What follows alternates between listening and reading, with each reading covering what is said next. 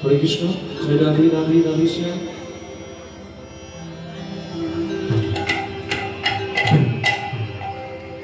প্রাণ সজনী রে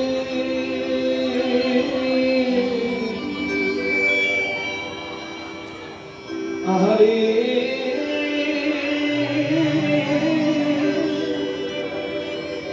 পরশ পরশ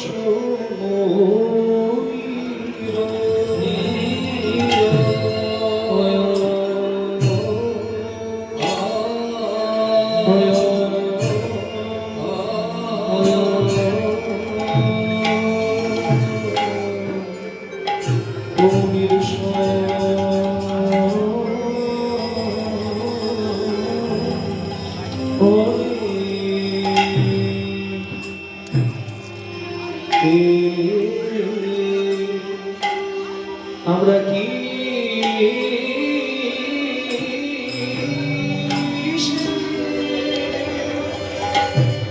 ও কিসে দিব তুলো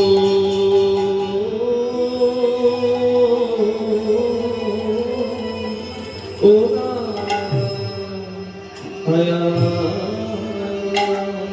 প্রাণ সজনী রে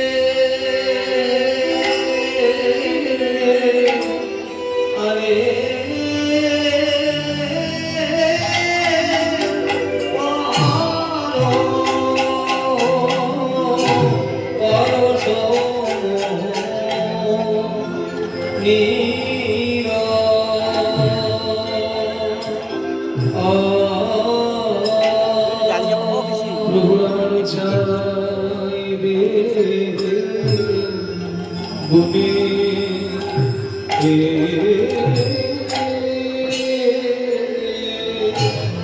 যাই রে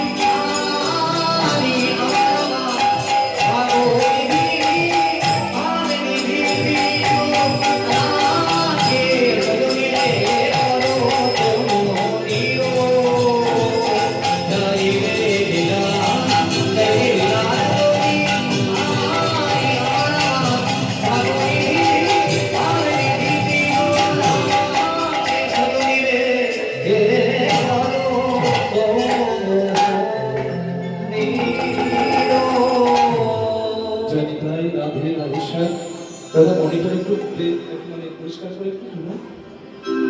পরশ নদীর সনে কি দিব লোনা, কি দিব লোনা, দেখো পরশ ছোঁয়াইলে হয় সে তো সোনা। কি বলবো নারীরে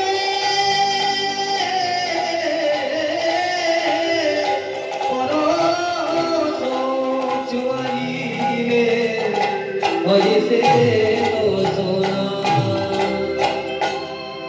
আমার গৌরাঙ্গে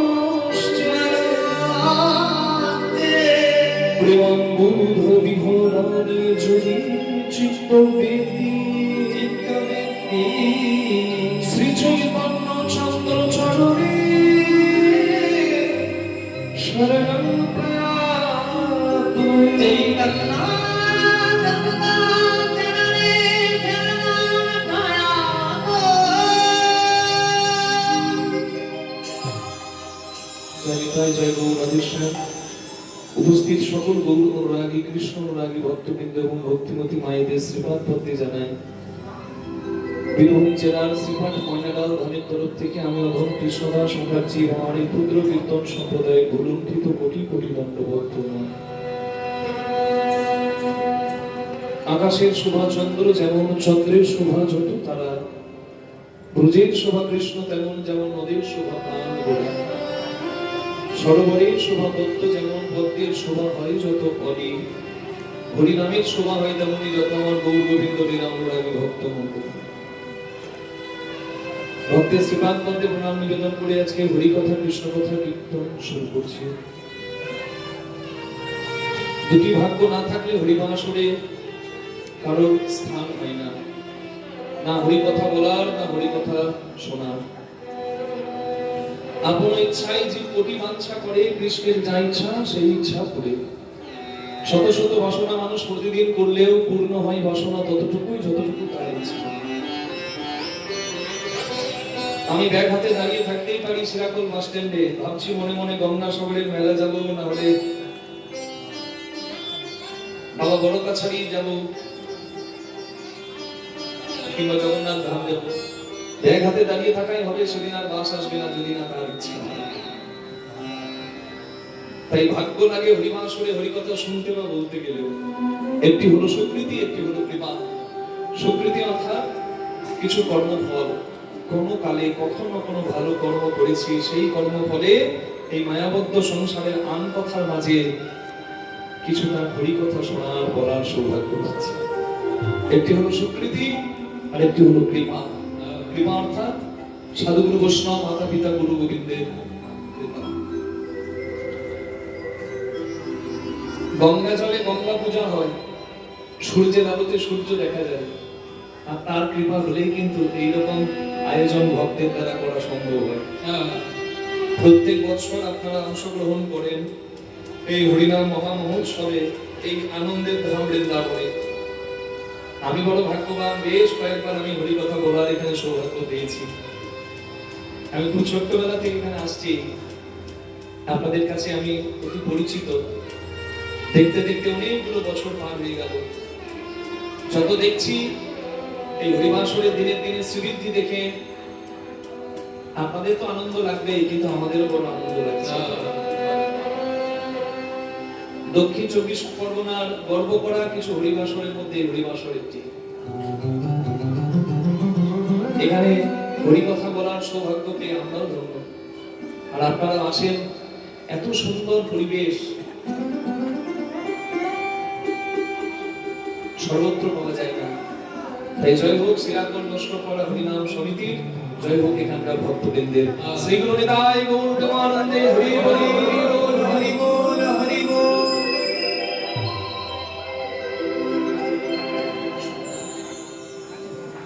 কি সুন্দর বৈষ্ণব পদাবলী।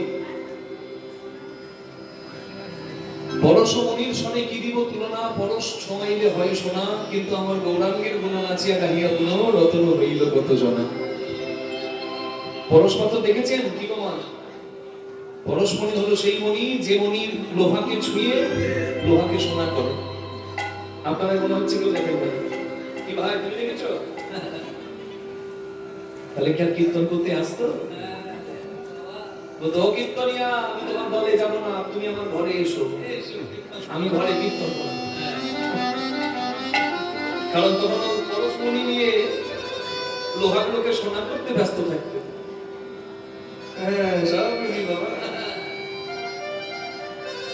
যারা কীর্তন শুনছে তারা দেখে নাই, যারা কীর্তন গাইতে এসেছে তারাও দেখে নাই, আর যে কীর্তনিয়া দাঁড়িয়ে ঘুরি কথাই পরশমণির কথা বলছে সে নিজেও দেখে নাই।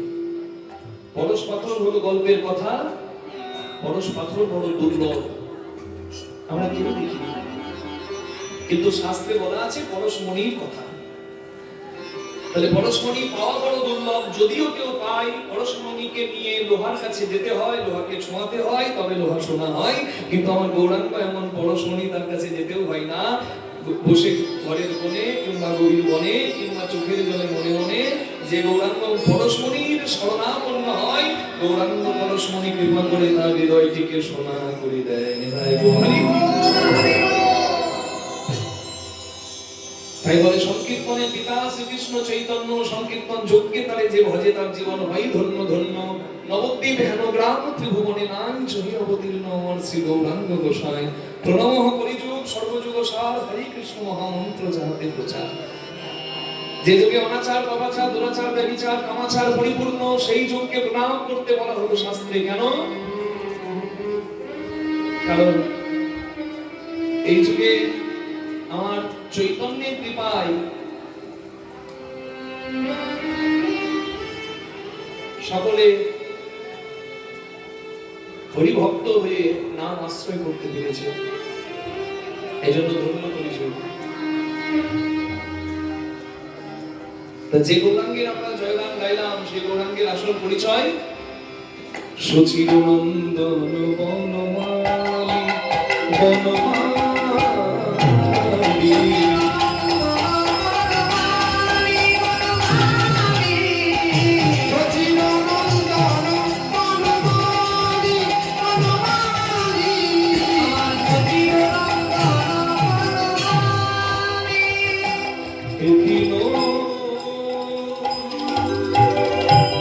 ভুবনে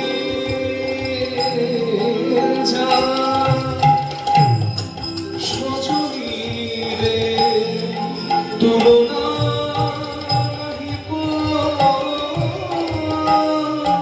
এটি ভুবনে সজনীরে তুলনা নাহি গো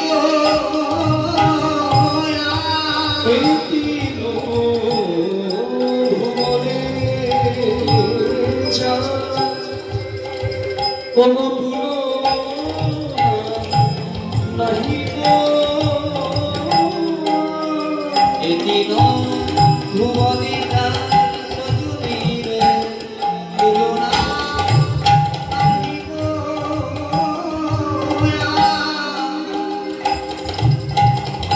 ভুবনে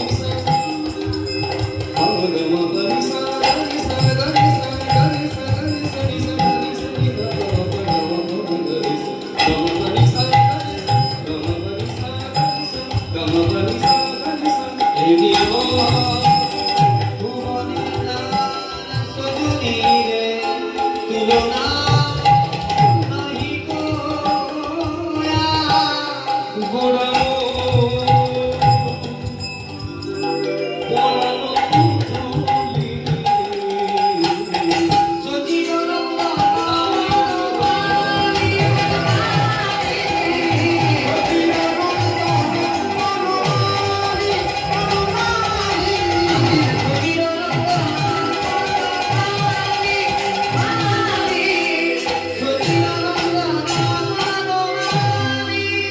সচির নন্দন বনমালী। কার নন্দন? সচির নন্দন। সচিকে মা মাতৃভক্ত সন্তানের চিরদিন জয় জয় হয়েছে, আর যতদিন চন্দ্র সূর্য গ্রহ তারা থাকবে ততদিন জয় জয়ই হবে।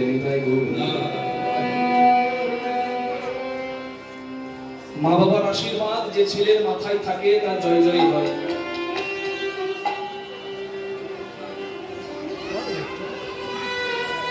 যুগে যুগে ভগবান মাতৃভক্ত। প্রত্যেকটা যুগ ধরে যদি আমরা দেখি আমাদেরও চৈতন্য হবে। চলুন যাই ত্রেতা যুগে। মায়ের নাম কৌশল্যা কইকেয়ী। কৌশল্যা তো নিজের মা, কইকেয়ী সৎ মা। কিন্তু দেখুন মর্যাদা পুরুষোত্তম শ্রীরামের কেমন বিচার। যে মা কইকেয়ীর জন্য রাম বনবাসী হলো, সেই মা কইকেয়ীকে কিন্তু রাম কখনো ঘৃণা করল না। কইকেয়ী যখন উপলব্ধি করলো যে মন্থরার কুমন্ত্রণায় আমি দেবতুল্য পুত্রকে বনবাসী করেছি, যার মতো সন্তান পাওয়া, যার মতো সন্তানের মা হওয়া বড় ভাগ্যের, আমি সেই দেবতুল্য সন্তানকে বনবাসী করেছি। আমার মতো পাপিনী আর জগতে দ্বিতীয় নাই। অযোধ্যায় দীপাবলি উৎসব হচ্ছে কেন? সারি সারি সবাই প্রদীপ জ্বালিয়েছে রাম আসবে বলে। 14 বছর পার হলো, লঙ্কেশ্বর রাবণ উদ্ধার করে রামচন্দ্র পুনরায় অযোধ্যায় ফিরে এলো। রামের আগমন বার্তায় সারি সারি প্রদীপ জ্বালিয়েছে।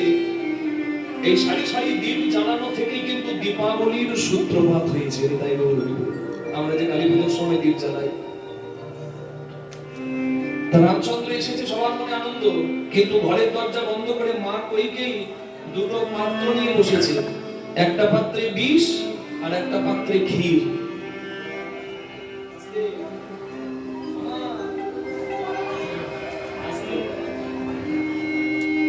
ওনাকে বিরক্ত করবেন না, হ্যাঁ আমাকে ডিস্টার্ব করিস না।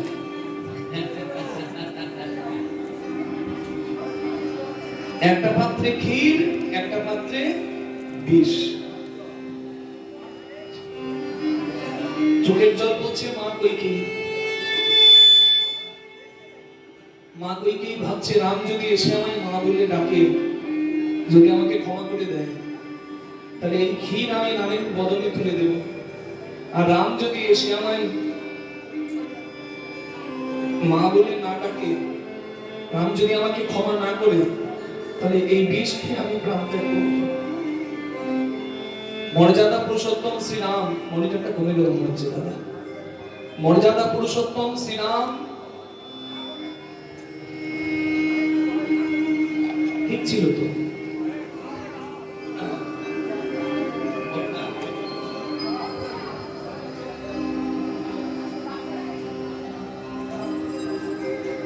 সর্বপ্রথম গেলেন বড় মা কইকেয়ীর কাছে। যে মায়ের জন্য বনবাসী হলো রাম, ফিরে এসে সেই মাকে প্রণাম করলো প্রথমে রাম। দরজায় ডাক দিল, মা আমি তোমার রাম এসেছি।